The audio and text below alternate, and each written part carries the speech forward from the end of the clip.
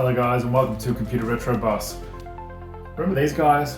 Beige. This is how all computers looked when I was growing up. And then in the 90s, computers became much more consumer products. They weren't things in offices that were really expensive, they were things in everyone's homes. And then, of course, everyone wanted to be fashionable. So we started seeing some really interesting design. So yes, got lots and lots of black. And now, being in the retro scene, we want these guys back. It's really hard to find beige boxes anymore. Everywhere you go, secondhand, Facebook Marketplace, wherever it is, just full of these guys. And these guys are becoming hard to find. Well, I think what I'm going to do is try and convert one of these guys back to a beige and get it looking retro again. Get it looking like this guy who's become cool again. So out of these three, I reckon I'm going to choose this guy. I think that's going to probably make the most convincing beige out of all of them. Okay, now getting on to the work. First things first, let's get that computer stripped down. I'm taking out the video cards, sound card, etc. Now the power supply, get all that out of there and unscrew that motherboard. Also need to get all those existing drives out. So I've got a floppy and a CD-ROM drive in this one to take out. Then I need to get that faceplate off. Here we go, all ready. Now I'm off to my local Bunnings to try and find a beige colour. And good luck with that, because beige, believe it or not, is still not a very fashionable colour. This is the closest I could find. Satin heirloom white and a satin stone grey. So I ended up going with the heirloom white, hoping that it still sort of has that beigey, creamy look.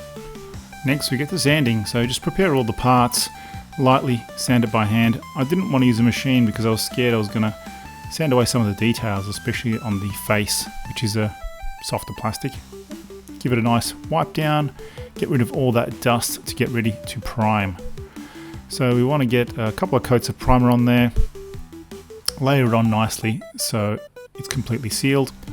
Early PCs were all beige because it hid scuffs and yellowing really well, matching neutral office decor and simplifying procurement.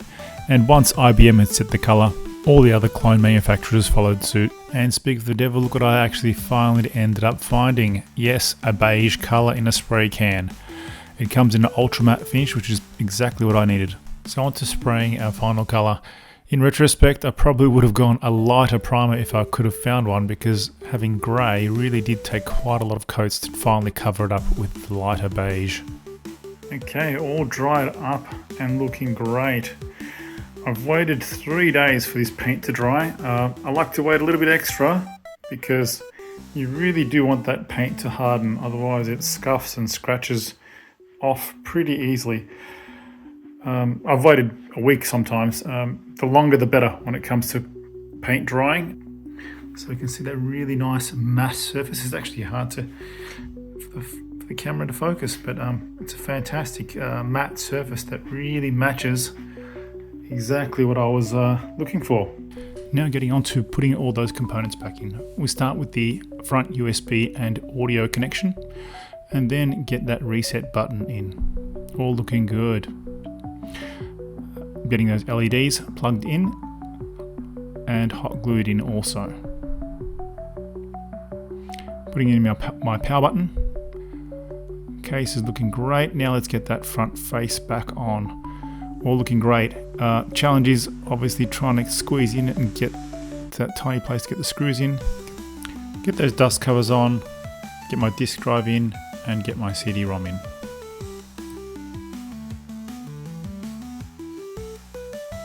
Next I'm screwing in the motherboard standoffs and my I/O panel. When I got this motherboard, it didn't actually come with an I/O panel, so I got one 3D printed and sprayed it red for a bit of contrast. The system I'm putting in is a Pentium 2 233, slot 1, one of my favourite systems. Also for the hard drive, I'm just using an IDE to SD card converter.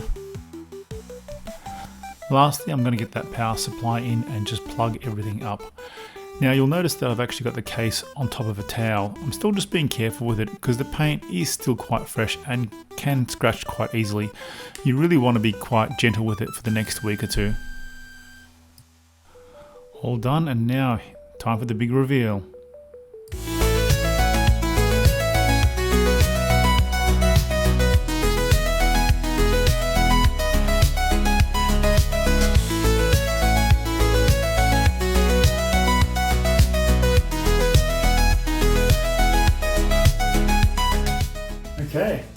done. This is looking so good. It turned out so much better than I even expected. I think the paint itself is perfect because it's a real matte colour, so it's quite flat. It's even actually quite textured, so quite a surprise. The can was horrible, but the job that it did is fantastic.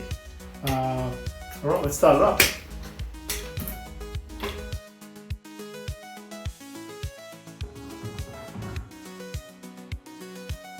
There we have it, all up and running. Beige box, Windows 95.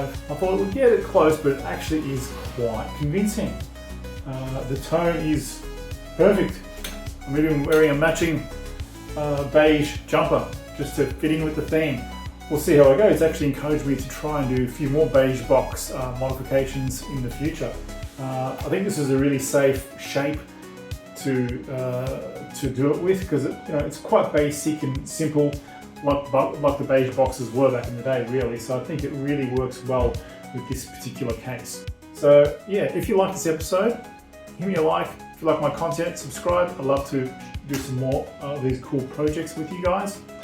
I'm new to YouTube, just starting out, so if you do like my content, just hit me a like and subscribe, and I look forward to bringing you more cool and interesting content like this. Thank you, and see you in the next one.